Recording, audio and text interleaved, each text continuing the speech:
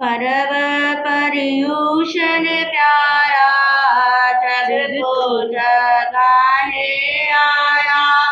परव पर्यूषण प्यारा जग को जगाने आया।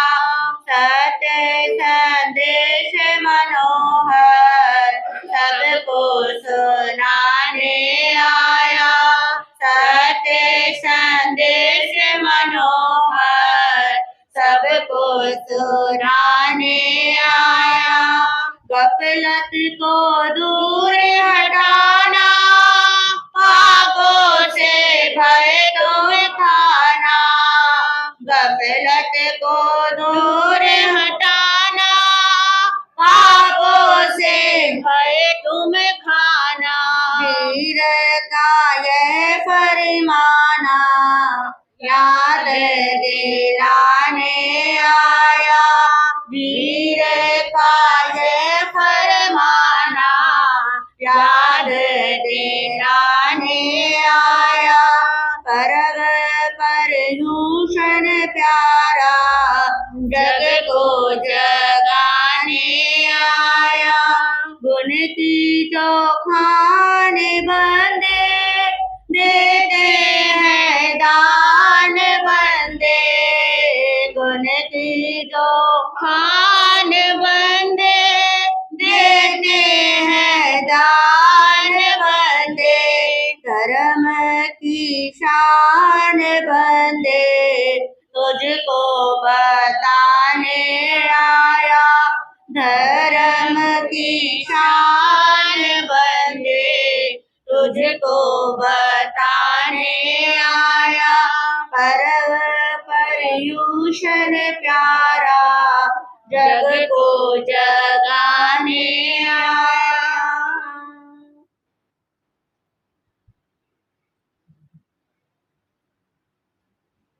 जीन देवा दीवाने जीन देवा दीवानी जीत दे मन बस दी बस कर जाओ प्राणी रे। जिस दे मन बस दी बस कर जाओ प्राणी रे। अहिंसा के अवतार परम पिता परमात्मा प्रभु महावीर स्वामी को भावंदन। आत्मज्ञानी सदगुरुदेव युग प्रधान आचार्य सम्राट पूज्य श्री शिमुनि जी महाराज साहब, उत्तर भारतीय परिवर्तनी श्रमणी सूर्या डॉक्टर गुरानी श्री सरिता जी महाराज साहब, सरल आत्मा सरल मना सदगुरु वरिया श्री अजय कुमारी जी महाराज साहब, श्रमणी गौरव प्रज्ञा ज्योति प्रवचन प्रभाविका डॉक्टर गुरानी श्री शिवाजी महाराज साहब के पावन पवित्र चरण कमलों में कोटि कोटि वंदन नमन। आज पर्यूषण पर्व की 7वीं सभा में आप सबका हार्दिक स्वागत है, हार्दिक अभिनंदन है। आज की सूत्र की वाचना प्रारंभ करने से पूर्व श्रुत देवता को नमन करेंगे। नमो सूयस ओम नमो सूयस ओम नमो सूयस ओम नमो सूयस ओम नमो सूयस। हे श्रुत देवता, आपसे आज के सूत्र स्वाध्याय की आज्ञा चाहते हैं। सूत्र स्वाध्याय करते समय कोई भी अभिनय असाधना हो जाए, कोई अशुद्धि हो जाए, कोई उच्चारण अशुद्ध हो जाए, कोई शब्द आगे पीछे बोला जाए तो आप हमें बार बार क्षमा करना, हमें बार बार क्षमा करना। सूत्र की वाचना करने से पूर्व सभी अपने मुख की यातना कर लेंगे और अपने अपने सिर मस्तक को जरूर ढक लेंगे। श्री अंत कृत दशांग सूत्र की मूल वाचना का 7वां अध्ययन आ रहा है, पेज नंबर 214 पेज नंबर पे। 7वां वर्ग जिनके पास भी सूत्र है, 7वां वर्ग आ रहा है, छोटा सा 7वां वर्ग है। फिर 8वें वर्ग की वाचना भी थोड़ी सी आज आपके समक्ष रहेगी। इन दोनों अध्ययन के अंदर स्पेशली 8वें अध्ययन में रानियों की तपस्याओं का वर्णन है। तो आप उन तपस्या हम नहीं कर सकते, परंतु उन तपस्या को शुद्ध भावों के साथ स्वीकार तो कर सकते हैं। समझ में आए या ना आए, परंतु आने वाले शब्दों को पूरे हृदय के साथ श्रवण करेंगे। तो पहले 7वें वर्ग की मूल वाचना को श्रवण करेंगे। जैनम बंते सतमस बगस उखे भयो जाव 13 सजना पड़ता तम जहा नंदा तह नंद वही नंदोतर नंदे सेनिया तेग मरुआ सु मरुआ महा मरुआ मरु देवा या 8वां बद्दा या सुबद्दा या सुजाया सुमनाइया भूये दिना या बोधवा सेनिये भजान नामायुम जैनम बंते 13 सजना पड़ता पड़मसनम बंते अजनयस सम्नेनम जाप संपत्तेनम के अठे पणते एवं खलु जमु तेनम कालेनम तेनम सम्मेनम रायगिये नैरे गुण सीरिये चेये सेनिये राया वन्नो तसनम सेनियस रन्नो नंदा नामे देवी होता वन्नो सावी समो सड़े परिसा निकया तय नमसा नंदा देवी में से कहा लद्दठा समाना जाव हत टोटा कोडुम्बिये पुरुषे सद्दा वेही सद्दा वेता जानम गुरु हरि जहा पौमा वही जाव एका रस अंगाइम अहि जिता बीसम वासाइम परियाओ जाव सीता एवं तेरस भी नंदा गमेन नेय वाओ निखे वयो सतमो बको समतो 7वां वर्ग समाप्त। 8वां वर्ग आ रहा है। जैनम संबंते समनेनम जाव संपत्तेनम 8मस अंगस अंतकड़ दसानम सतमस बगस अयमठे पणते सतमस नम बनते बगस अंतगढ़ दसानम समनेनम जाव संपत्तेनम के अठे पणते एवं खलु जमु समनेनम जाव संपत्तेनम 8मस अंगस अंतगढ़ दसानम 8मस बगस 10 अजना पणता तम जहा काली सुकाली महाकाली कन्ना सुकन्ना महाकन्ना वीर कन्ना य बोधवा राम कन्ना तहेव्य पीयू सेन कन्ना नवमी 10वीं महासेन कन्ना य जई नंबंते 8मस वगस 10 अजना पड़ता पड़मस नंबंते अजनयस सम्नेनम जाव संपत्तेनम के अठे पणते एवं खलु जम्मू तेनम कालेनम तेनम सम्मेनम चंपा नानम नैरी होता पुन बदे चेये कोनी राया तदनम चंपाए नैरिये सेनी असरनो बजा कोनी असरनो चुल महुआ काली नामम देवी होता वनो जहाँ नंदा जाव समान ये माई आई एकार संगाई अहि जय बहु हिम चौत छठ छट्टे में हिम जाव अप्पानम भावे माने विहरे तये नंसा काली अजा अन्वया कयाइम जेने अज चंदना अजा तेने उवा गया उवा गच्छिता एवं वयासी इच्छामि नम अज्जाओ तुप्पे ही अग्नु नया समानी रैना बनी तवो कम्मम उव संपज्जितानम विहरितै आहा सुहम देवानुपिया माँ बड़ी बंदम करेगा तये नमसा काली अज्जा अज चंदनाय अग्नु नया समानी रैना बनी तवो कम्मम उव संपज्जितानम विहरई तम जहाँ चौथम करे चरिता सब काम पुण्यम पारे पारिता छठम करे करिता सब काम पुण्यम पारे पारिता 8मं करे करिता सब काम पुण्यम पारे पारिता 8ठम छठाईम करे करिता सब काम पुण्यम पारे पारिता 4थम करे करिता सब काम पुण्यम पारे पारिता 6ठम करे करिता सब काम पुण्यम पारे पारिता 8मं करे करिता सब काम पुण्यम पारे पारिता 10मं करे करिता सब काम पुण्यम पारे पारिता 44मं करे करिता सब काम पुण्यम पारे पारिता 14मं करे करिता सब काम पुण्यम पारे पारिता 16मं करे करिता सब काम पुण्यम पारे पारिता 18मं करे करिता सब काम पुण्यम पारे पारिता 20मं करे करिता सब काम पुण्यम पारे पारिता 22मं करे करिता सब काम पुण्यम पारे पारिता 24मं करे करिता सब काम पुण्यम पारे पारिता 26मं करे करिता सब काम पुण्यम पारे पारिता 28 इमं करे करिता सब काम गुण्यम पारे पारिता 30 इमं करे करिता सब काम गुण्यम पारे पारिता 32 इमं करे करिता सब काम गुण्यम पारे पारिता 34 मं करे करिता सब काम गुण्यम पारे पारिता 34 सम छट्टाई करे करिता सब काम गुण्यम पारे पारिता 34 मं करे करिता सब काम गुण्यम पारे पारिता 32 इमं करे करिता सब काम गुण्यम पारे पारिता 30 इमं करे करिता सब काम गुण्यम पारे पारिता 28 इमं करे करिता सब काम गुण्यम पारे पारिता 26 मं करे करिता सब काम गुण्यम पारे पारिता 24 मं करे करिता सब काम गुण्यम पारे पारिता 22 मं करे करिता सब काम गुण्यम पारे पारिता 20 मं करे करिता सब काम गुण्यम पारे पारिता 18 मं करे करिता सब काम गुण्यम पारे पारिता 16 मं करे करिता सब काम गुण्यम पारे पारिता 14 मं करे करिता सब काम गुण्यम पारे पारिता 12 मं करे करिता सब काम गुण्यम पारे पारिता 10मं करे करिता सब काम गुणे पारे पारिता 8मं करे करिता सब काम गुणे पारे पारिता 6ठं करे करिता सब काम गुणे पारे पारिता 4थमं करे करिता सब काम गुणे पारे पारिता 8ठं छट्टाईं करे करिता सब काम गुणे पारे पारिता 8मं करे करिता सब काम गुणे पारे पारिता 6ठं करे करिता सब काम गुणे पारे पारिता 4थं करे करिता सब काम गुणे पारे एवं अनुसार रहना बलिए तबो कम्बस पड़मा परिवारी एकेनम संवत्सरेणं तीहि मासेहिं 22 आय्या अहोरत्तेहिं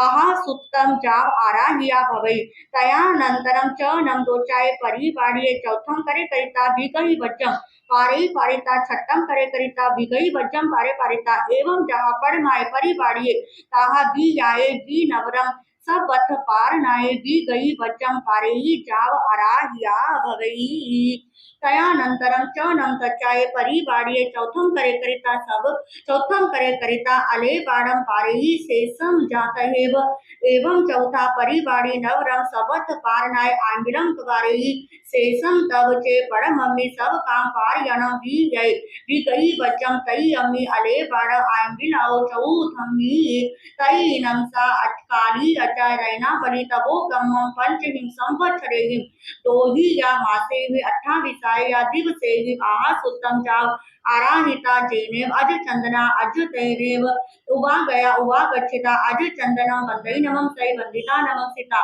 बहुदिन चौतम छठम 10मं दुबार से तवो कम्मे ही अपानम भावे माने रही तय नमसा काली अजा तेनम ओरा लेनम जाव धमनी संतया जाया भी होता से जहाँ नामय इंगाल सगड़ी वा जाव तुवे हुआ सने इव भास राशि पक्षी पली छना तब एनम तवे ते सीरिये अय्यव उब शोभे माने चिठई तय नम से कार्ये अजाय अन्नया कयाय पूव रता भरत काले आय मथिये जहाँ खंड यस चिंता जाव अथी उठाने कम्मे बले वीरिये पुरिस्कार पर कम्मे सद्दा दी संवेगे वा ताव में सेयम कल्लम जाव जलम ते अज चंदनम अज्जम आपुच्छिता अज चंदनाय अज्जाय अबनु नाय समानिये संदेह नाय जूसना जूसी आय भत पान पड़ी आय कियाय कालम अन्न कंक महामानिये विहरितय दी कट्टु एवं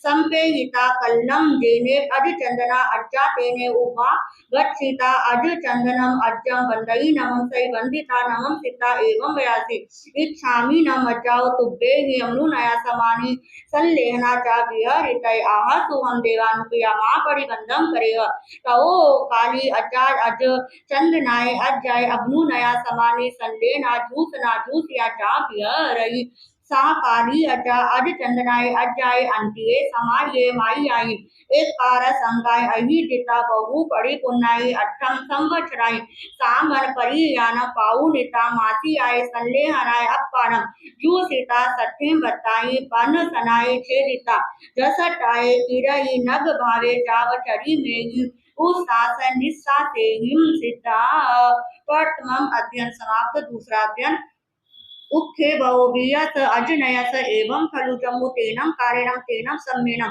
चंपा नामम नैरी पुन भते चाहिए कोनिये राया तथनम तेनी असरनो भजा कोनी असरनो चुल्ला मावा सुकाली नामम देवी होता जहाँ काली तहाँ सुकाली बिली कंथा जा बहुलिन चौथ जा वप्पाडम भावे माने रियरई तयनम सा सुकाली अजा अन्नया काया हिंजे ने वज चंदना अजा जा विच्छामी नम अजा तुब्बे ही अबनु नया समानी कनगावली तवोकमं उह संपज्जितानं विहरितै एवं जहाँ रैनावली तहाँ कनगावली भी नव रंगीसु ठानेसु अठमाएं करेही जहाँ रैनावली छठाएं इक्काए परिवाड़ीय संवत्सरो पंचमासा वारस या अहोरता चौनम पंचवरिषा नव मासा 18 दिवसा शेषम तयेव नव मासा परियाओ जाव सिद्धा।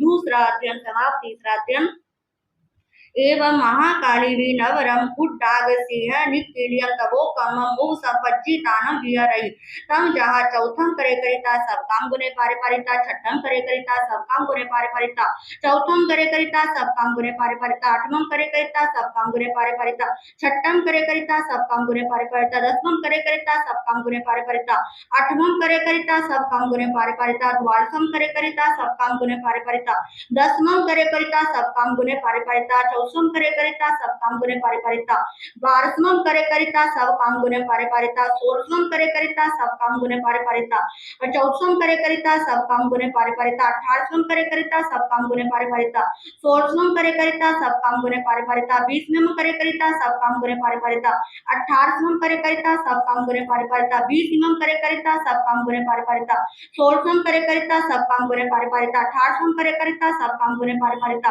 चौदहवम करे करिता सब काम गुने पारे पारिता सोलहवम करे करिता सब काम गुने पारे पारिता बारहवम करे करिता सब काम गुने पारे पारिता चौदहवम करे करिता सब काम गुने पारे पारिता दसवम करे करिता सब काम गुने पारे पारिता बारहवम करे करिता सब काम गुने पारे पारिता आठवम करे करिता सब काम गुने पारे पारिता दसवम करे करिता सब काम गुने पारे पारिता छठम करे करिता सब काम गुने पारे पारिता आठवम करे करिता सब काम गुने पारे पारिता चौथम करे करिता सब काम गुने पारे पारिता छठम करे करिता सब काम गुने पारे पारिता चौथम करे करिता सब काम गुने पारे पारे ही कही चतारी पड़ी गड़ियो एक काय परी बाड़िए छम मासा सत या दिवसा चहु नम दो वरिसा अठ दिशा या दिवसा जाब सिद्धा। तीसरा अध्ययन समाप्त।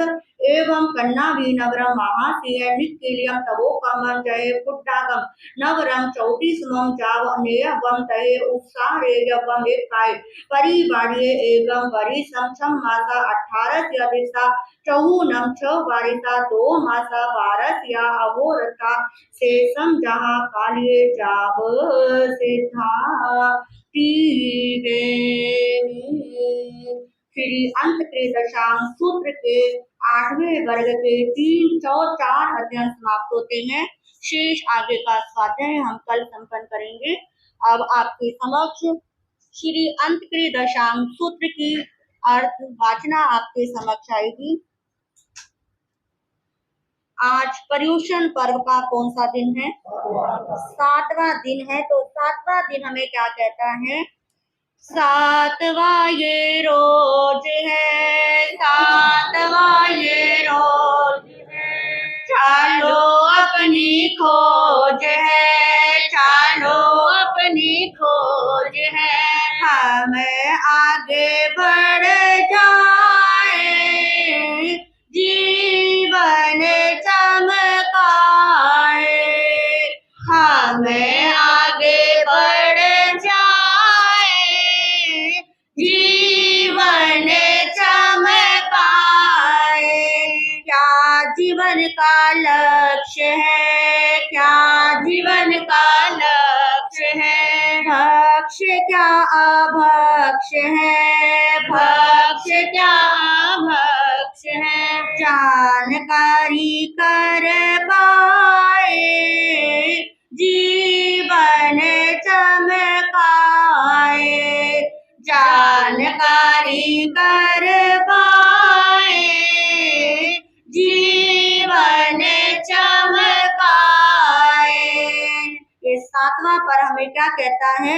मद्य नहीं पीना है, मद्य नहीं पीना है, मांस नहीं छूना है, मांस नहीं छूना है, पाप नहीं पास आए, जीवन चमकाए, पाप नहीं पास आए, जीवन चमकाए।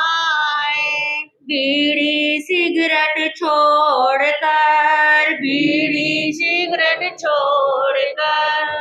पापों से मुंह मोड़कर, पापों से मुंह मोड़कर, बल वैभव पाए, जीवन चमकाए। हाँ, बल वैभव पाए, जीवन चमकाए। प्रतिक्रमण कर ले, प्रतिक्रमण कर ले, शुद्ध भाव भर ले, शुद्ध भाव भर ले। करना मन निश्चल है, जीवन चमकाए। करना मन निश्चल है, जीवन चमकाए।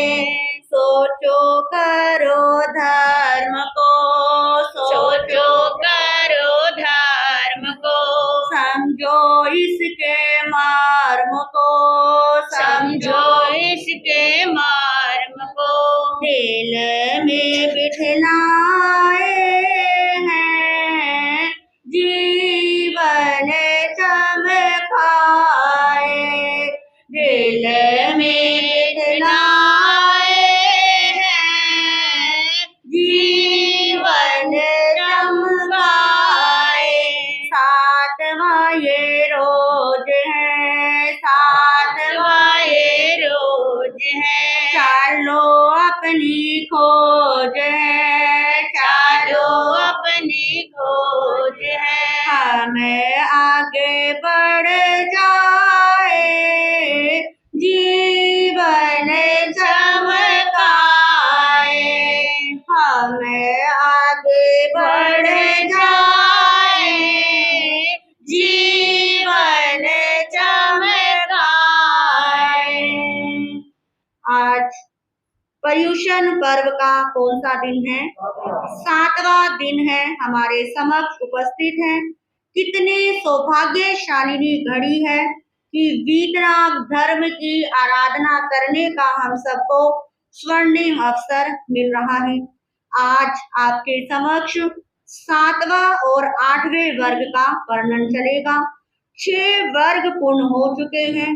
आपने प्रारंभ से अब तक जिन महान साधकों के जीवन में सुना है, उनमें युवक, बाल, वृद्ध साधकों के साथ साथ कई उत्कृष्ट साधिकाएं भी आप उनसे परिचित हुए। 7वें व 8वें वर्ग में मगध के सम्राट श्रेणिक की 23 रानियों की जीवन गाथा गुम्फित है। कितनी रानियों की? 23 रानियों की। आप देखेंगे कि उन महारानियों ने बड़ी उत्कृष्ट भावनाओं से संयम का ग्रहण किया और कठोरतम तप साधना करके कर्मों का क्षय किया। वे 7वें वर्ग में श्रेणी की 13 रानियों का वर्णन है। उनके नाम इस प्रकार है: नंदा, नंदवती, नंदोतरा, नंद श्रेणिका, मरुता, सुमरुता, महामरुता, मरुदेवी, भद्रा, सुभद्रा, सुजाता, सुमनातिका और भूतदत्ता। तो ये सारी की सारी राजा श्रेणिक की क्या है? रानियां हैं। ये वर्णन राजा श्रेणिक की वर्तमानता का ही है। इस प्रसंग में एक प्रश्न आता है कि राजा श्रेणिक ने प्रभु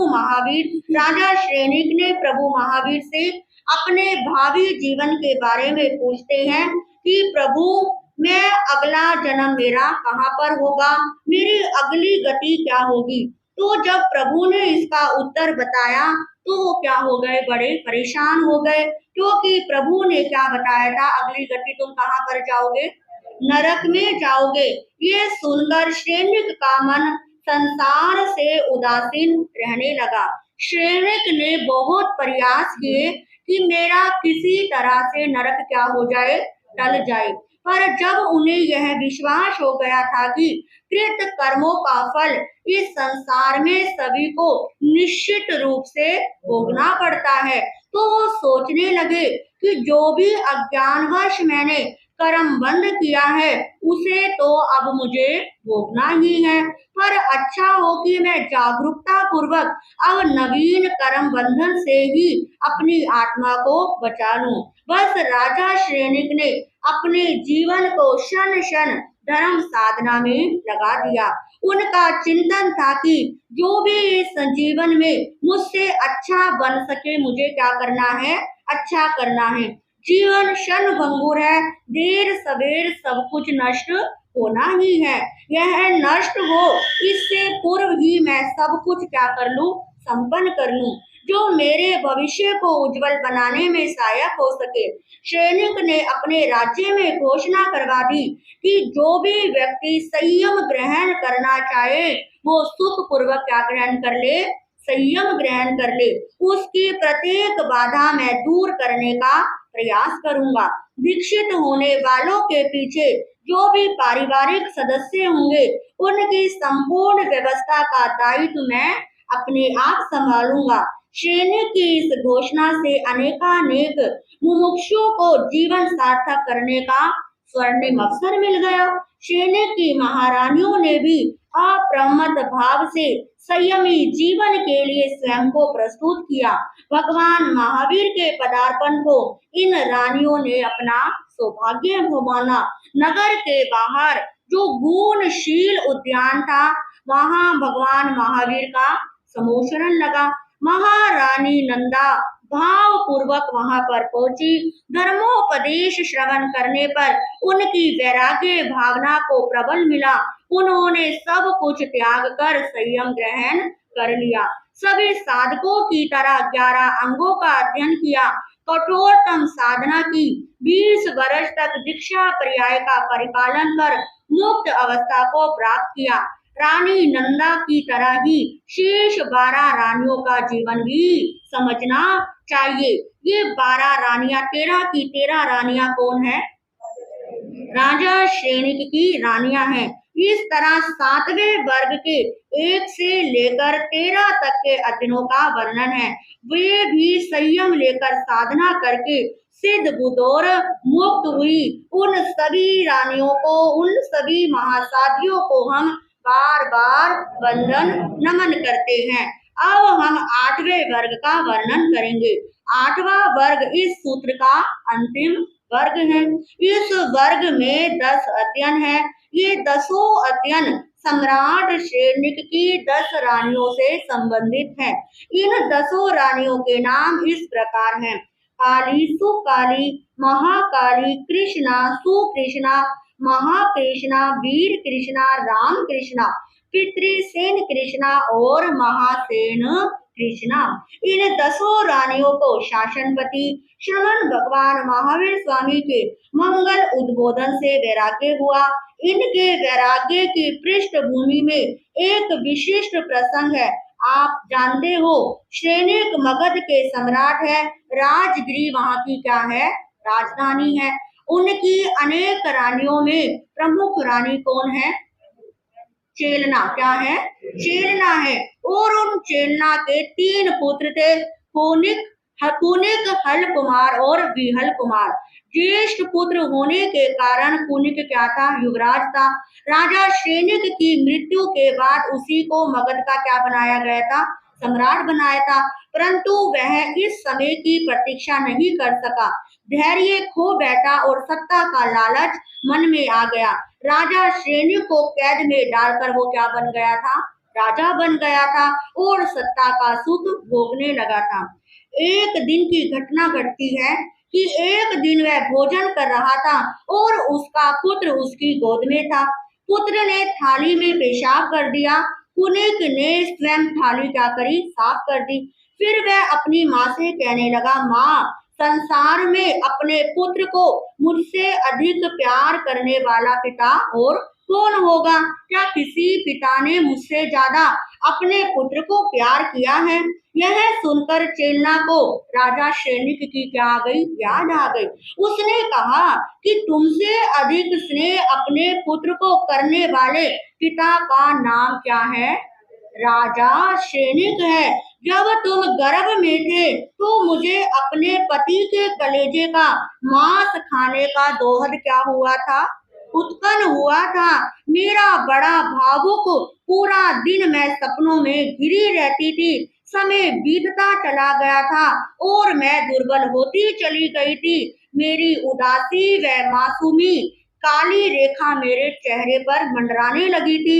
सारे दास दासी सब घबरा गए कि फूल सी खिले रहने वाली रानी को आज पता नहीं एकदम से क्या हो गया। स्वयं राजा श्रेनिक उसके शरीर की दुर्बलता को देखकर भी क्या हो गए थे, हैरान हो गए। राजा ने कसम दिलाकर लाख मनुहार करके मेरी परेशानी पूछी कि मैं तुम्हारे पिता के घुटनों में सिर रखकर रोने लगी।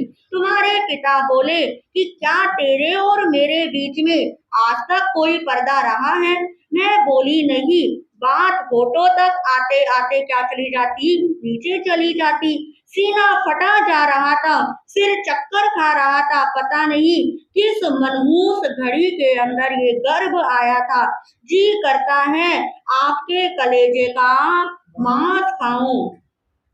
तुम्हारे पिता ने कहा, देवी चिंता मत करो, मैं तुम्हारी खुशी के लिए यथासंभव क्या करूंगा, प्रयास करूंगा, कार्य करूंगा। तुम्हारे पिता कह तो गए पर मैं स्वयं क्या थी, चिंताग्रस्त थी कि कैसे दोहद पूरा करूं। उनकी हर समस्या का समाधान किसके पास था? अभय कुमार मंत्री के पास। अभय कुमार जब आया उसने पिता को चिंतामग्न देखा। उसने पिता से खुलकर बात की। अभय ने कहा, ये कार्य क्या होगा, पूरा होगा, पर इसमें सबका सहयोग मुझे विशेष रूप से गोपनीय चाहिए। किसी ऐसे स्थान पर उनको लेटाया, शरीर पर नकली मांस व चमड़ी चढ़ाई, नकली तौर पर काटा गया और नकली ही राजा चीखे रोए, नकली दर्द से कराए और मेरा दोहद क्या हुआ, पूरा हुआ।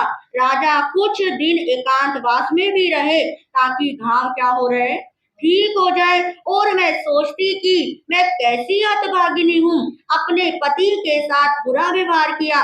फिर मन ही मन ने जवाब दिया, ये तेरा कसूर नहीं है, तू तो पति से प्यार करती है, कसूर तो किसका है, गर्भस्थ जीव का है। कितना सुंदर स्पष्टीकरण। अपना दोष टाला और दूसरों के सिर पर मत दिया। सोचा क्यों ना इस बच्चे को क्या कर दूं, मार दूं, गर्भ गिरा दूं। ऐसा ना हो कि ये पिता का बड़े होकर घातक बने। आखिरकार तुम पैदा हुए और मैं फिर लड़खड़ाई। अपनी विश्वास पात्र दासी को मैंने तुमको क्या कर दिया, सौंप दिया। मैंने अपने कुक्षी से मांस के टुकड़े को कुर्डी में क्या कर दिया था, छिकवा दिया, क्योंकि मैंने सोचा था ये मेरे पति व अपने पिता का क्या है, हत्यारा है। तुम्हारे पिता तो इस इंतजार में थे कि रानी की कुक्षी से क्या पैदा होगा, जिसके लिए उन्होंने स्वयं कलेजे का क्या दिया था, मांस दिया था। वो तुरंत दौड़े आए। वो तो मोहब्बत से भरे क्या थे, इंसान थे। रास्ते में सहमी सहमी दासी मिली, पूछी क्या बात है। दासी सब पकाई और वो दौड़कर क्या चली गई, अंदर आ गई। मैंने तो बेहोशी का बहाना बना दिया, पर अंदर से सारी घटना का पता लगा। वो स्वयं कुर्डी से तुम्हें उठाकर क्या करके आए, लेकर आए। तुम्हें खूब दुलारा और मुझे फटकारा, कहा कि तूने इसे ठुकराया है या इसकी सेवा में कोई कमी रखी तो भगवान क्या हो जाएंगे, नाराज हो जाएंगे, और मैं भी तुझसे नाराज हो जाऊंगा। मैं तुझसे नहीं बोलूंगा।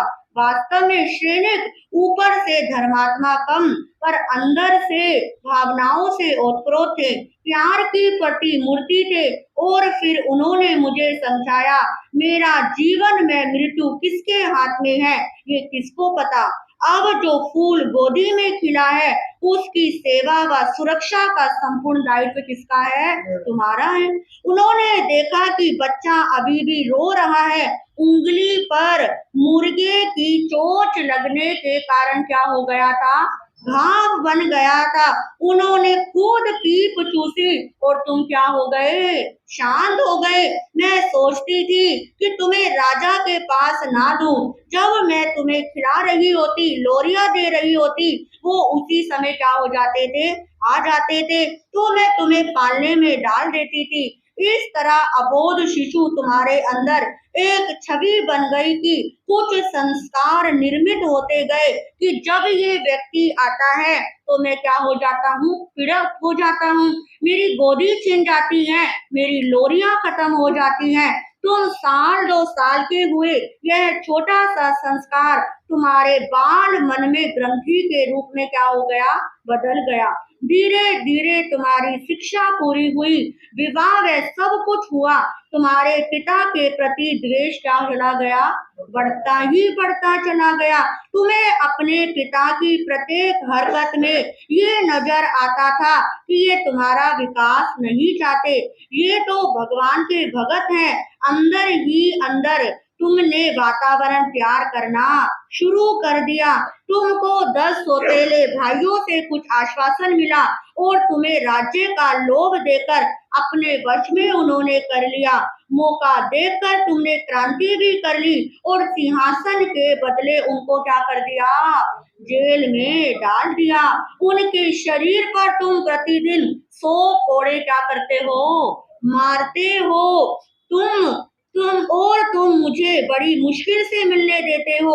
ये सुनकर बड़ा क्या हो रहा है, पश्चाताप हो रहा है। उधर कहते हैं जब चेलना मिलने जाती थी तो वो अपने जूड़े के अंदर कुछ छुपाकर लड्डुओं के अंदर नशीली दवाई को मिलाकर क्या कर देती थी, राजा श्रेणी को खिला देती थी, ताकि महाराज वो लड्डू खाकर कोड़ों की मार सहने में क्या हो सके, समर्थ हो सके।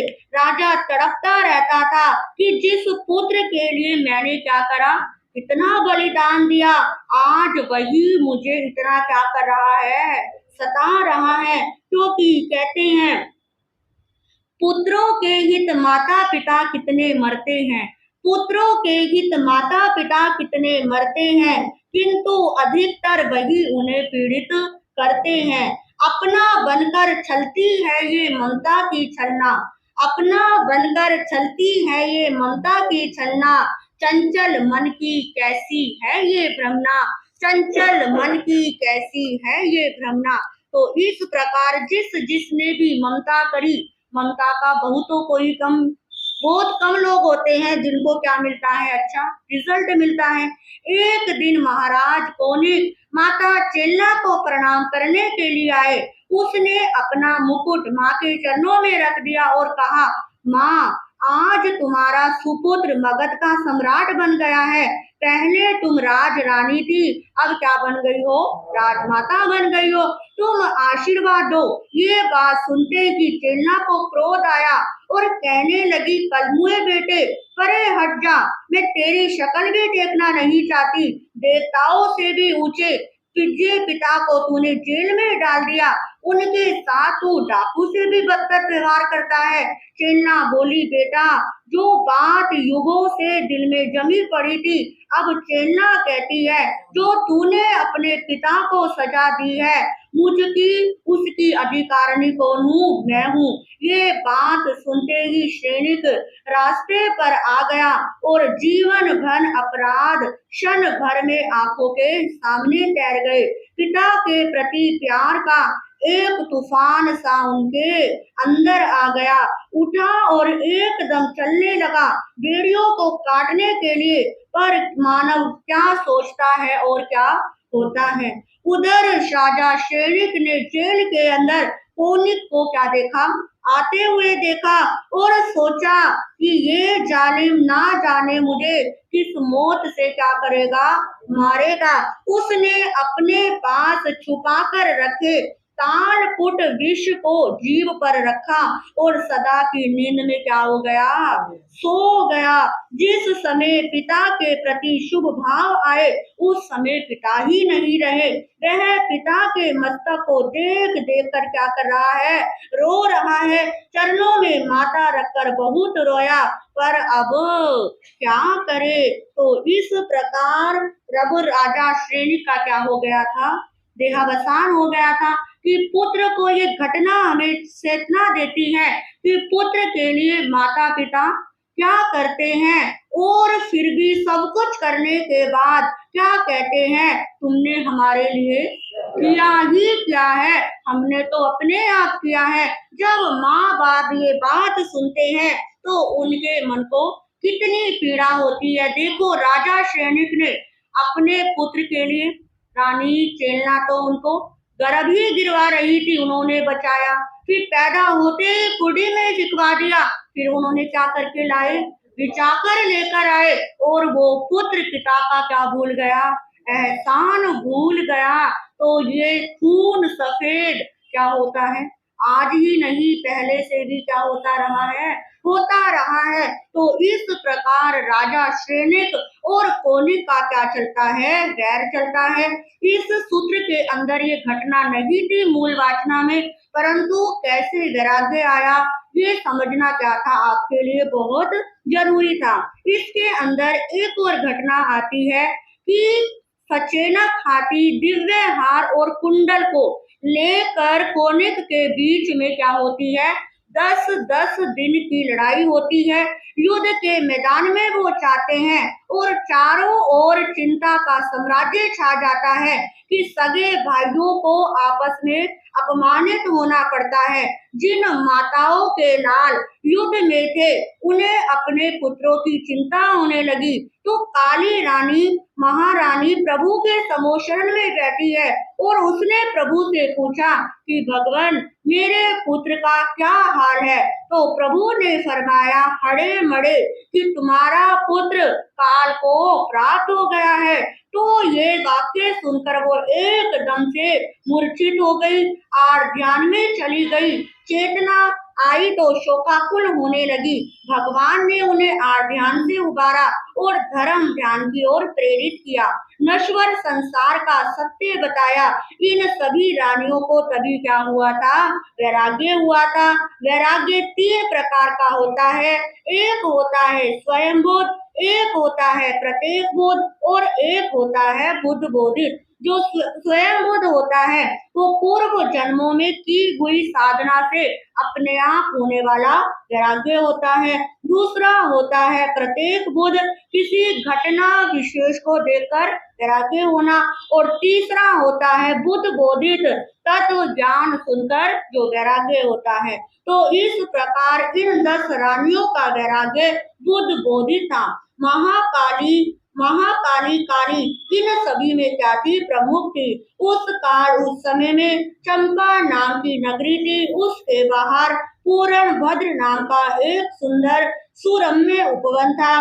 उस नगरी में कोनिक नाम का राज्य करता था और वहीं पर सैनिक राजा की रानी और कोनिक राजा की लघु माता काली देवी क्या करती थी, रहती थी। काली देवी ने भी नंदा देवी के समान ही भगवान महावीर के चरणों में दीक्षा अंगीकार की। उसने 11 अंगों का अध्ययन किया। उपवास बेला तेला आदि विविध प्रकार के तपों के द्वारा वह अपने आत्मा को भावित करते हुए विचरने लगी। एक दिन वह काली आर्या अपनी गुरनी आर्या चंदन बाला जी के निकट आई। गुरनी जी को वंदन नमस्कार करके बोली, हे महा आर्या आपकी आज्ञा हो तो मैं रत्नावली नामक तप की आराधना करना चाहती हूँ। काली आर्या का निवेदन सुनकर चंदन बाला आर्या ने कहा, हे देवानुप्रिय जैसा तुम्हें सुख हो वैसा ही करो, पर शुभ कार्य में विलंब मत करो।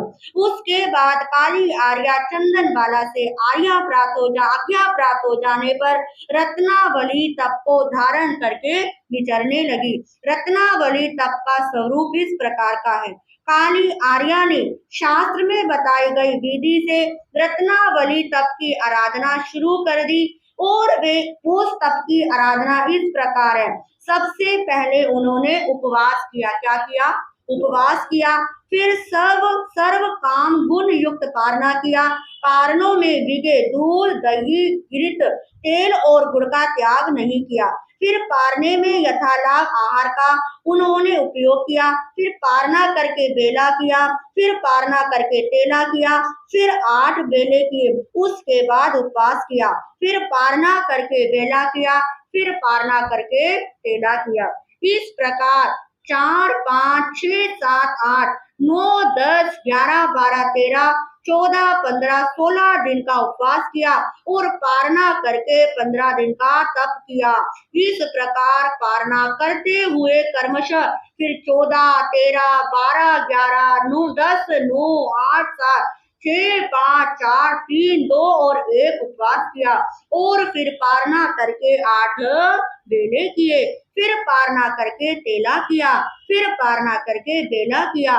फिर पारना करके 1 उपवास किया और पारना किया। इस प्रकार रत्नावली तप की प्रथम परिपाटी पूरी की। लड़ी पूरी हुई।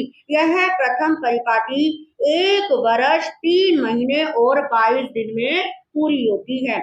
इसमें 384 दिन तपस्या के और 88 दिन किसके होते हैं? पारने के होते हैं। इस प्रकार रत्नावली तप की एक परिपाटी ये क्या हुई? संपन्न हुई और कुल दिन इसके अंदर 472 दिन एक परिपाटी में लगते हैं। काली आर्या ने उपरोक्त विधि के अनुसार रत्नावली तप की प्रथम परिपाटी की आराधना संपन्न की। पारने में उन्होंने दूध, घी, गुड़ आदि विगे का यथाच्छेद उपयोग किया। इसके बाद काली आर्या ने रत्नावली तप की दूसरी परिपाटी पूर्ण की। यह परिपाटी भी प्रथम परिपाटी के अनुसार ही है, पर इसमें विशेषता यह है कि पहले पारने में उन्होंने बीघे लिए थे, अब दूसरी परिपाटी में उन्होंने बीघे का भी क्या कर दिया? त्याग कर दिया। यानी कि पारने में ना दूध, ना दही, ना घी से बने पदार्थ, ना तेल, ना गुड़, किसी भी चीज का उपयोग नहीं किया। फिर दूसरी परिपाटी पूरा होने के बाद जब काली आर्या ने तीसरी परिपाटी प्रारंभ की, इस परिपाटी में भी तपस्या और पारने का कर्म प्रथम परिपाटी की तरह ही रहा। इसमें जो विशेषता है वो यह है कि तृतीय परिपाटी में पारने में सर्वथा रुक्ष आहार का उपयोग किया, यानी कि विगे का लेप मात्र भी उपयोग नहीं किया। फिर तीसरी परिपाटी संपन्न करने के बाद काली आर्या ने चतुर्थ परिपाटी की आराधना की। चतुर्थ परिपाटी के पारने में आयम्बिल किया। पारने में क्या किया? आयम्बिल किया। रुक्ष आहार उन्होंने लिया और प्रासुक जल में भिगोकर ग्रहण किया। इस प्रकार प्रथम परिपाटी के पारने में सर्व काम गुण युक्त आहार लिया। दूसरी परिपाटी के पारने में विगो का त्याग किया। तीसरी परिपाटी में लेप का भी विवर्जन किया और चतुर्थ परिपाटी में पारने आयमिल के द्वारा किए।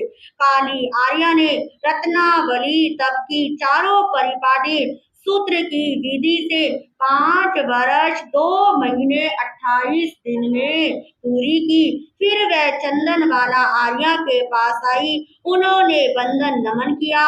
उसके बाद वह उपवास, बेला, तेला, चोला विभिन्न तपों से अपनी आत्मा को भावित करती हुई विचरने लगी। काली आर्या उस उग्र कठोर तप के कारण अत्यंत दुर्बल हो गई। शरीर की नाड़ियां प्रत्यक्ष दिखाई देने लगी। शरीर का रक्त और मांस सूख जाने से वह अस्थियों का ढांचा मात्र रह गई। कल्पना कर सकते हो कितनी क्या करी है? तपस्या करी है। हमारा तो एक उपवास, अभी संवत्सरी आ रहा है, कुछ लोगों को टेंशन भी हो रही होगी कल क्या करना पड़ेगा, उपवास करना पड़ेगा, कल पोसो करनी पड़ेगी। अब देखो इन रानियों को, इन्होंने तो अपना पूरा जीवन ही किसमें लगा दिया? तपस्या में लगा दिया। और इनका शरीर कैसा हो गया कि जिस प्रकार कोयले से अथवा सूखे काठ से, सूखे पत्ते से भरी हुई गाड़ी चलते हुए शब्द करती है, उसी तरह से उनके शरीर की हड्डियां भी कड़ कड़ की क्या करने लगी थी? आवाज करने लगी थी। शारीरिक दृष्टि से काली आर्या भले ही हीन हो गई थी, पर उसकी आत्मा तप और तेज की शोभा को प्राप्त हो रही थी। भस्म से ढकी हुई हवन की अग्नि के समान वह महान शोभा से शोभित हो रही थी। एक बार काली आर्या को आधी रात के समय भगवती सूत्र में वर्णित स्कंदन मुनि के समान एक व्यवसाय उत्पन्न हुआ कि तप की आराधना के कारण मेरा शरीर क्या हो गया है, अत्यंत दुर्बल हो गया है, परंतु अभी भी मेरे अंदर उत्थान है, कर्म है, बल वीर्य है, पुरुषार्थ है, पराक्रम है, विद्यमान है। मैं प्रातःकाल ही चंदन वाला आर्या के पास जाकर उनको नमस्कार वंदना करूंगी और मैं संथारे की आज्ञा लूंगी। वो प्रातः काल होते ही चंदन वाला आर्या के पास आई, वंदना नमस्कार किया, विनम्र पूर्वक निवेदन किया, हे महाआर्या, आप आज्ञा प्रदान करो तो मैं संलेखना झूसना की आराधना करना चाहती हूँ। कौन बोल रही है? काली आर्या बोल रही है कि मैं जीवन भर के लिए क्रोध आदि 18 पाप और 4 प्रकार के आहार का परित्याग करके मृत्यु की आकांक्षा से मुक्त होकर विचरना चाहती हूँ। आर्या चंदन वाला ने कहा, हे दीवानी प्रिय, जिससे तुम्हारी आत्मा को सुख हो तुम वैसा करो, पर शुभ कार्य में विलंब मत करो। गुरने जी की आज्ञा प्राप्त हो जाने पर काली आर्या संलेखना नामक महान साधना को अंगीकार करके रहने लगी। फिर काली आर्या ने चंदन वाला आर्या के पास 11 अंगों का अध्ययन किया, 8 वर्षों तक श्रमणी पर्याय का पालन किया और अंत में 1 मास का संलेखना अनशन द्वारा 60 आहारों का त्याग करके अंतिम श्वासोश्वास में वो सिद्ध हो गई। बोलिए काली आर्या की, काली आर्या की, काली आर्या की। तो इस प्रकार आज की सूत्र की वाचना हम यहीं पर रखेंगे। अब आगे का शेष वर्णन आप कल 8वें दिन में 8वें वर्ग की वाचना को ही श्रवण करेंगे। तो इस प्रकार कल आपके समक्ष श्री अंतकृत दशांग सूत्र क्या हो जाएगा, समाप्त हो जाएगा, संपन्न हो जाएगा। तो कल 8वें वर्ग की मूल व अर्थ वाचना संपन्न होगी।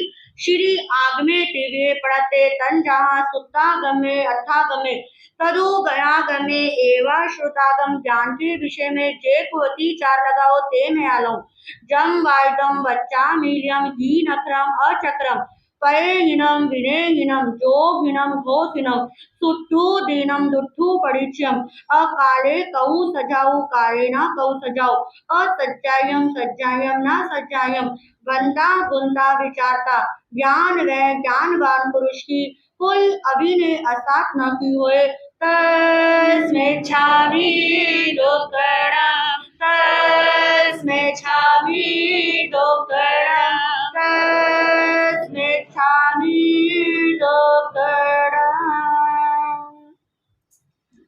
भगवान महावीर ने मोक्ष में जाने के कितने मार्ग बताए हैं?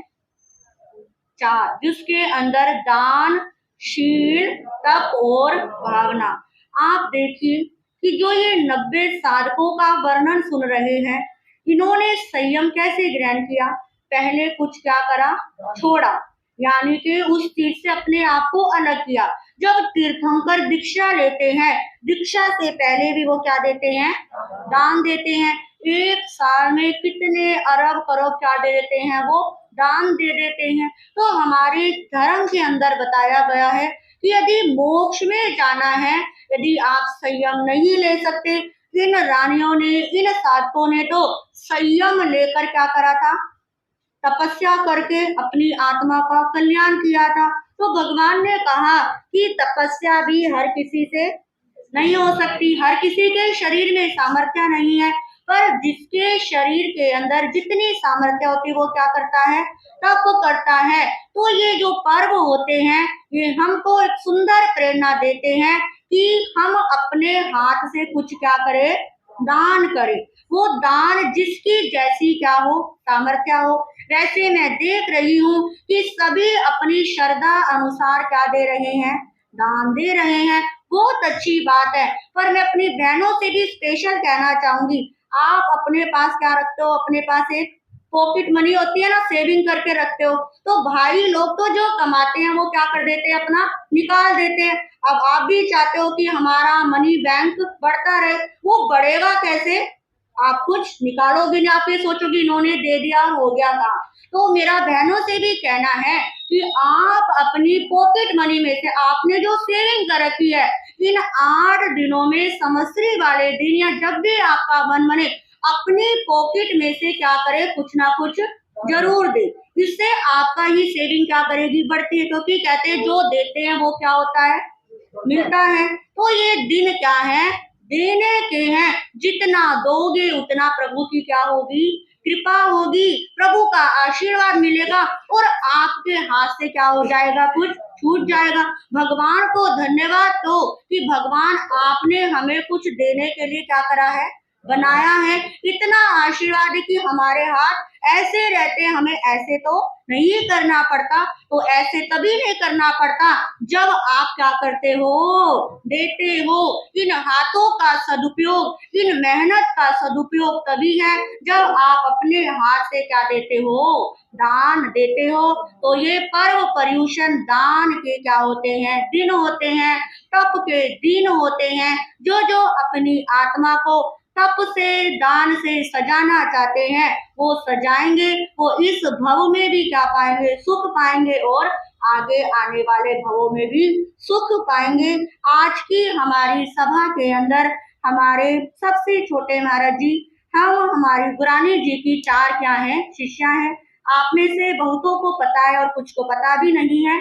हमारे श्रमणी गौरव प्रज्ञा ज्योति डॉक्टर गुरानी श्री शिवाजी महाराज साहब क्या है, गुरनी जी हैं, जिनका कोविड की सेकंड वेव के अंदर मात्र 30 साल की दीक्षा पर्याय और 49 इयर्स की उनकी उम्र थी।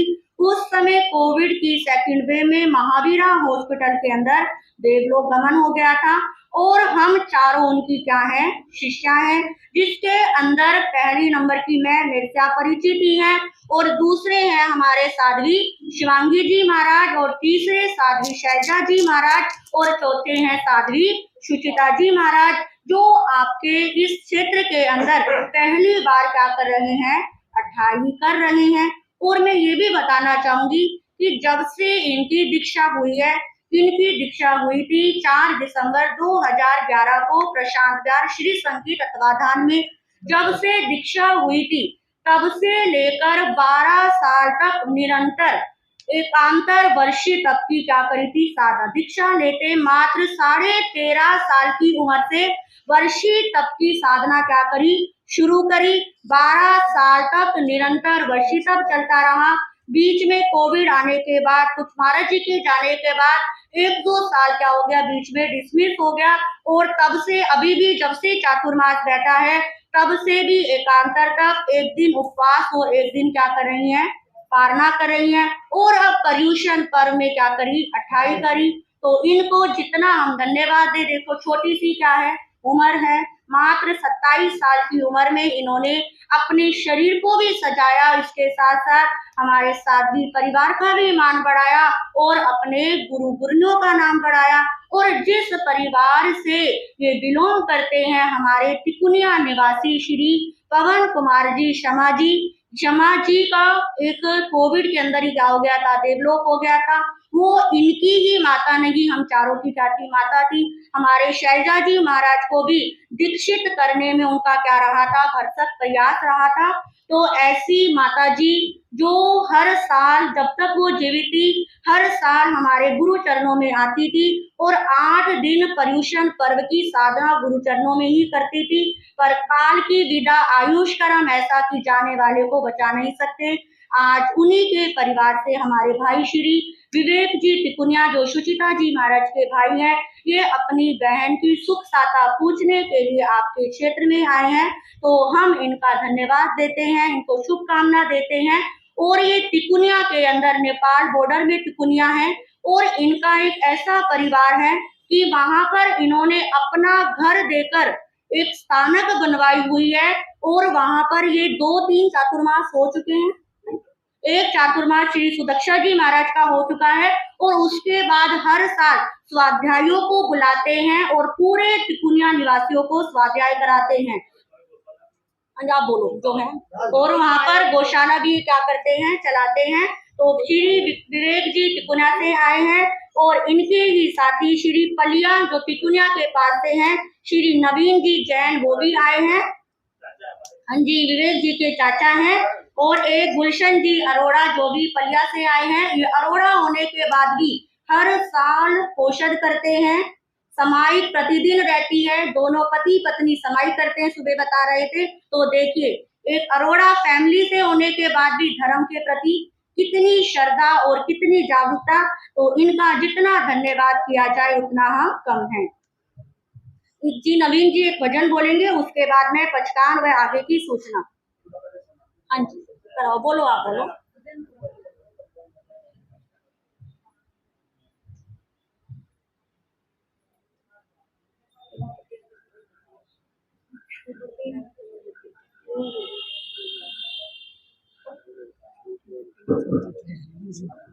पूज्य भगवान हमारी स्वामी की जय।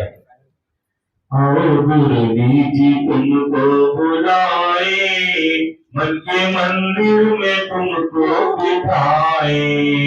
आओ गुरु जी तुमको बुलाए, मन के मंदिर में तुमको बिठाए।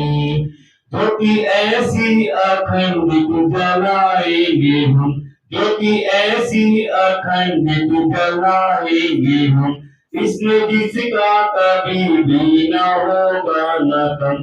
सता की दीप हम यो जलाए, मन के मंदिर में तुमको बिठाए। आओ गुरुदेव तुमको बुलाए, मन के मंदिर में तुमको बिठाए। फूल बगिया से लेकर न हम आएंगे, फूल बगिया से लेकर न हम आएंगे। हमको लाए हैं वो जो न मुरझाएंगे, हमको लाए हैं वो जो न मुरझाएंगे। भावनाओं के फूल हम चढ़ाए, मन के मंदिर में तुमको बिठाए।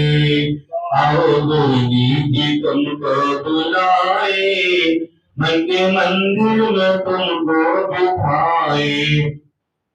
अपने रोमों से आसन है हमने बुना, अपने रोमों से आसन है हमने बुना। छत्र सेवा का सुंदर है हमने चुना, छत्र सेवा का सुंदर है हमने चुना। आज्ञा पालन का चवर हम बुलाए, मन के मंदिर में तुमको बिठाए। आओ गुरु जी तुमको बुलाए, मन के मंदिर में तुमको बिठाए। भगवान स्वामी की जय। हर्ष हर्ष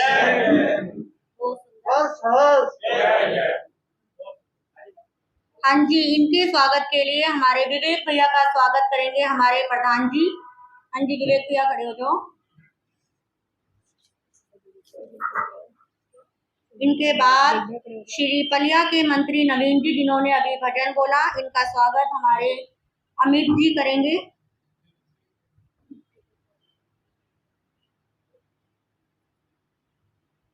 श्री गुलशन जी अरोड़ा का स्वागत श्री विकास भैया।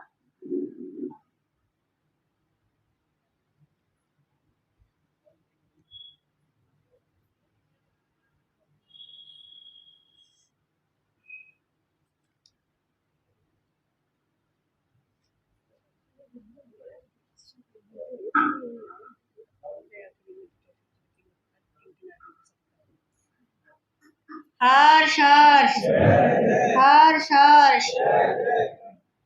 जैसा कि कल आप सब जानते ही हैं, कल कौन सा दिन है? हल्की सी आवाज निकल रही है कि अब तो बोलना ही पड़ेगा। कल कौन सा दिन है? कल क्या है? कल क्या है? कल क्या है? पीछे वालों की आवाज नहीं रखता, उनको नहीं पता लगा। कल क्या है? कल क्या है? कल क्या करनी है? फिर आवाज आया। कल क्या करनी है? कल क्या करनी है? तो कौन कौन भाई बहन कल पोसो करेंगे? हाँ जी, हाँ जी, हाँ जी, बताओ बताओ। हमारी बहनों ने, बहुत अच्छी बात है, 3-4 बहनें, दोनों हाथों से। बिल्कुल, 2 ही भाई बस? 3 भाई। पोसो करने में क्या कोई दिक्कत है? क्या दिक्कत है? घुटनों की फट्टा दे देंगे लेटने के लिए? हैं? अच्छा, तो मालिश मुलिश करवा देंगे? ठीक है, कोई बात नहीं। देखो, एक दिन अपनी आत्मा को सजाना है। आप उनको देखो जिन्होंने 8-8 दिन की क्या चल रही है, तपस्या चल रही है।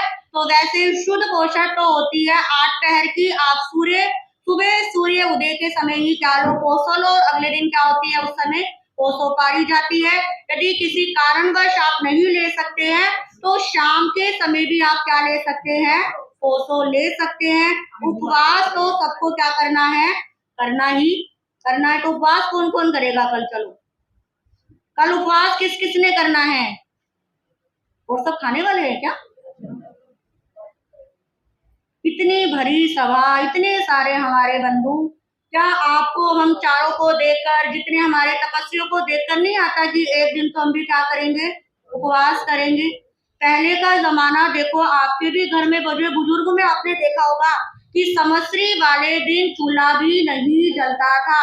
आज भी राजस्थान के अंदर हमने खुद अपनी आंखों से देखा है, समश्री वाले दिन एक छोटा बच्चा भी क्या करता है, उपवास करता है। घर में साफ बना होता है कि आज के दिन चूल्हा नहीं चलेगा। तो कम से कम जिसके पास जागरूकता है, आप तो क्या करो, पोषो। हाँ जी, आप भी पोषो करोगे बीबू? देखो, छोटी सी भतीजी भी क्या करेगी, पोषो करेगी। तो छोटे से बच्चे से भी क्या ले सकते हैं, प्रेरणा ले सकते हैं। मेरा तो सबसे यही कहना है, आलस को त्यागो, प्रमाद को क्या करो, दूर करो। ये शरीर है, शरीर का स्वभाव क्या है, सड़ना, गलना और विध्वंस होना। एक दिन शरीर में कुछ भी होने वाला नहीं है। कोई शुगर हाई नहीं होगी, कोई बीपी हाई नहीं होगा, बल्कि जो बीमारी हो जाएगी तब करने से क्या हो जाती है, ठीक हो जाती है। पर आपकी श्रद्धा होनी चाहिए। यदि आपने जबरदस्ती करा, संतों की परीक्षा लेने के लिए करा, तो मेरी गारंटी नहीं है। यदि आपने विश्वास के साथ करा कि महाराज जी ने कहा है तो हम क्या करेंगे, पोषो करेंगे, हम ठीक रहेंगे, तो किसी को भी कुछ होने वाला नहीं है। ना सिर में दर्द होगा, ना शरीर में क्रैम्प्स आएंगे, ना कुछ आएंगे। बस एक क्या होनी चाहिए, श्रद्धा, भक्ति, विश्वास होना चाहिए। मेरा फर्ज, मेरा दायित्व और मेरा अपनेपन से आपको कहना था कि ज्यादा से ज्यादा संख्या में क्या करें, पोषो करे। तो पोषो करने का मन हमारे जरूर सभी बनाए, और सबको कल करनी ही करनी है। ऐसी हमारे आप सबको क्या है कहना है। भाइयों से भी कहना चाहूंगी कि एक दिन के लिए आप अपना व्यवसाय छोड़ देंगे, बिजनेस पे नहीं जाएंगे तो कुछ फर्क नहीं पड़ेगा। आप उनको देखिए कि जो 10-10 दिन के लिए धर्म के नाम पर क्या कर देते हैं, सब छोड़ देते हैं। जितना किस्मत में है उतना कल नहीं तो परसों आपके पास क्या हो जाएगा, आ जाएगा। जो ग्राहक को आपसे लेना है, आपके पास जाना है, वो आपके पास ही आएगा। एक दिन के अंदर कुछ होने वाला नहीं है। भगवान का इतना दिया हुआ है कि एक दिन नहीं जाओगे तो कुछ फर्क नहीं पड़ेगा। तो अपना मन बनाओ, कल का दिन प्रयास करो कि हम क्या करेंगे, पोषो करेंगे। ये मत सोचना कि कैसे समय पूरा व्यतीत होगा। समय बिताने के लिए हमने प्रोग्राम सेट कर रखा है। 11, 11:15 हमारे प्रवचन में बच जाएंगे। उसके बाद आप 1-2 घंटे का रेस्ट करना, फिर 1 घंटे की वृद्धलोयना होगी, और फिर उसके बाद 1 घंटे के लिए सबको हम एक धार्मिक गेम खिलाएंगे। उस गेम के अंदर 31 क्या होंगे, गिफ्ट होंगे। कितने, रोज तो हम 5 या 6 निकालते थे। कल की जो हमारी गिफ्ट गेम होगी, उसके अंदर हम 31 क्या निकालेंगे, गिफ्ट निकालेंगे। उस वो गेम 1 घंटे की है, उसमें 1-1.25 घंटा आपका निकल जाएगा। फिर थोड़ी देर बैठना, स्वाध्याय करना, फिर प्रतिक्रमण का समय हो जाएगा, 24 करेंगे, भजन 11 होंगे, फिर रात हो जाएगी और सोना, और सुबह क्या हो जाएगी, दिन निकल जाएगा, कोसो आपकी पूरी हो जाएगी। तो कल का पूरा आपका टाइम टेबल मैंने क्या कर दिया है, बता दिया है। तो सभी कोसो करने का प्रयास करना। इसी के साथ आपके क्षेत्र के अंदर तपस्या चल रही है, जिसके अंदर 7वां उपवास हमारे सुचिता जी महाराज का आप जानते ही हैं। इसके साथ साथ पहली बार ही श्री दिव्या जैन जो हमारे विपिन जी की क्या है पुत्र वधू हैं, इन्होंने भी पहली बार ही तप करने का 28 करने का प्रयास किया है। इसके साथ श्रीमती रजनी जी, निशा जी, राजेश जी, दिविजा जी, कंचन जी और रवि जी तो जोड़े से क्या कर रहे हैं, 28 कर रहे हैं। एक बार मैंने जो भी नाम लिए, आप सब अपने स्थान पर यदि खड़े हो सकते हैं तो खड़े होकर पचकान ले। सबको क्या दे, दर्शन दे, सब आपके दर्शन कर ले कि आप क्या हुए, महान तपस्वी हो। तो 7वें उपवास का पचकान 16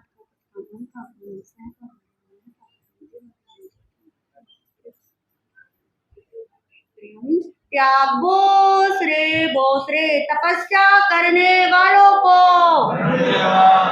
28 करने वालों को।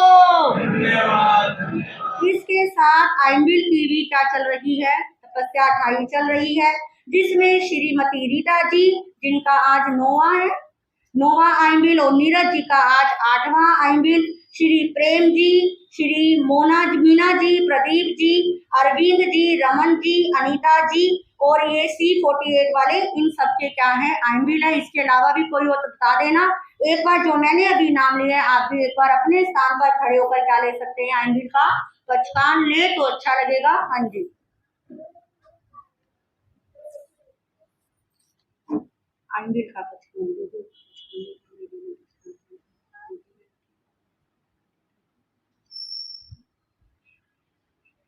क्या बोसरे आइंबिल करने वालों को, आइंबिल करने वालों को,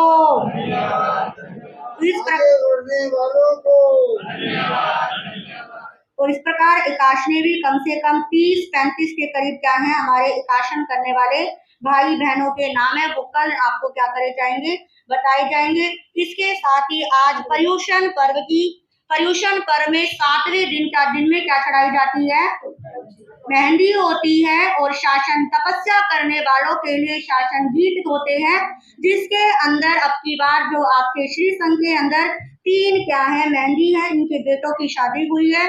श्रीमती अंजू जी, श्री सोनिया जी और नीलम जी, इनकी पुत्र वधू की पहली क्या है मेहंदी है, तो दिन में इनकी तरफ से मेहंदी चढ़ाई जाएगी। इसी के साथ हमारे सुचिता जी महाराज ने जो 28 कर रहे हैं, इनकी तपस्या की 24वीं की श्री नरेश जी ने मुझे पहले ही बोल दिया था, तो श्री नरेश जी की तरफ से महाराज जी की तपस्या के उपलक्ष्य में क्या है 24वीं है। तो सबको क्या करना है, इस 24वीं में आना ही आना है और शासन गीत गाने हैं, तपस्वियों की अनुमोदना करनी है। इसके साथ ही प्रतिदिन आपको क्या दिया जाता है, एक प्रश्न पत्र दिया जाता है।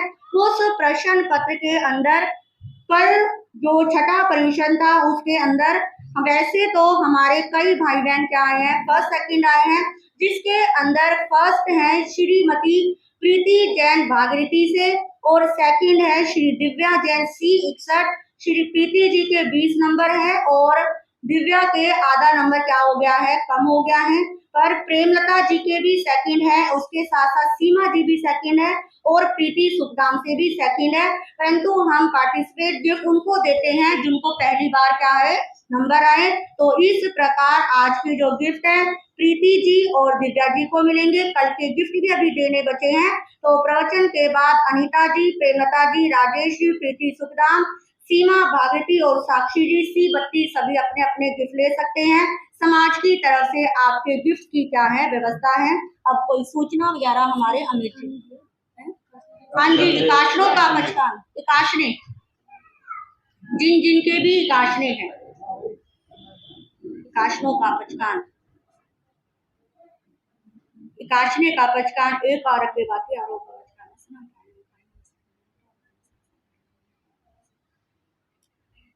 बोसरे तपस्या करने वालों को धन्यवाद। इसी के साथ मैंने समस्या पर तेला करने की भी प्रेरणा दी थी। यदि किसी भाई बहन का आज बेला हो तो वो भी पचकान ले सकते हैं। हाँ जी, बेले का पचकान। हाँ जी, बेले का पठान छठा त्यागो श्रे बोसो। हाँ जी हम श्रद्धेय परम वंदनीय तीन शासन के शान हमारी शैली जी महाराज जी आधे खाने कार्यक्रम में एनसीआरसी समिति की तरफ से सुसाता सूचनाएं बहुत हैं लेकिन समय का अभाव है। जैसे महाराज जी ने आज बोला है मेहंदी की रस्म, उसमें जो महाराज जी ने नाम बोले हैं उसमें एक नाम श्री विपिन जी की जो पुत्रवधू दिव्या जी हैं उनके उपलक्ष्य में आज की प्रभावना जो है तो उनकी तरफ से भी है। नरेश जी की तो प्रभावना पहले ही आ गई थी जो हमारी सुचिता जी महाराज की 28 के उपलक्ष्य में है। और जो भी मेहंदी की रस्म जिनकी भी अगर नाम नहीं आए तो वो भी अपना नाम लिखवा सकते हैं, वो समय दोपहर को रहेगा।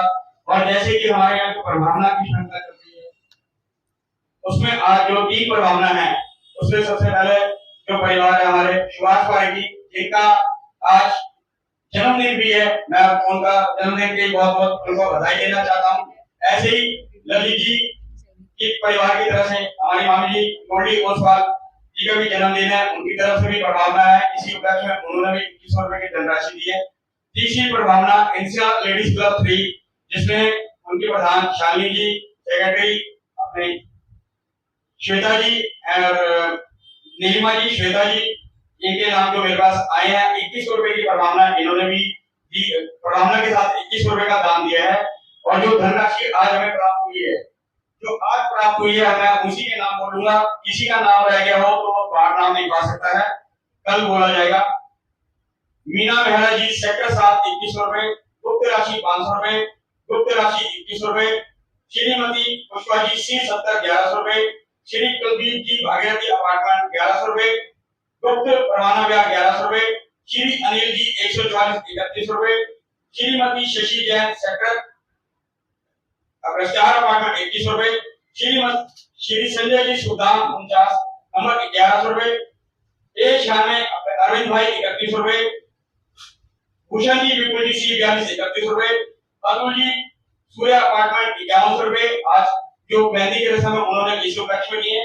सतीश जी 140 इन्होंने जो हमें राशि दी है, जो हमारे ये अंशुल्क के बुक्स आई हैं तो ध्यान से हमने बुक्स मंगाई थी, ये इन्होंने धनराशि दी है। इन्होंने धनराशि का जैसे कि मेरे परिवार की तरफ से 4 महीने का जो हमने लाभ लिया है बाहर के गेट का, उस धनराशि को हम नहीं बोल सकते क्योंकि ज्यादा भी हो सकती है।